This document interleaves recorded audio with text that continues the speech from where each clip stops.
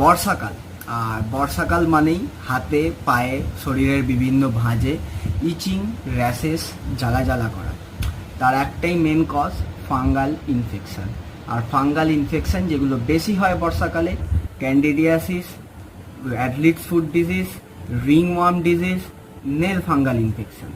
আর এই সমস্ত fungal infection থেকে আমরা ট্রিটমেন্ট পাই বিভিন্ন টপিক্যাল আইটেম অর্থাৎ ক্রিম, যেমন মাইকোনাজোল 2%, কিটোকোনাজোল 2%, বেনাফাইন 1%, জোল 1% ক্রিম।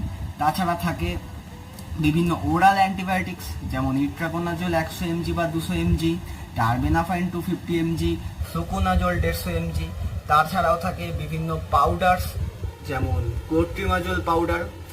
অ্যাট লাস্ট এটা বলবো যে ডিজিজের সিভিয়ারিটি অনুযায়ী মেডিসিন নেওয়া উচিত, অ্যান্ড তার জন্য বেস্ট প্রসেস কোনো হেলথ কেয়ার প্রোভাইডারের সাথে একবার ভালোভাবে কনসাল্ট করা।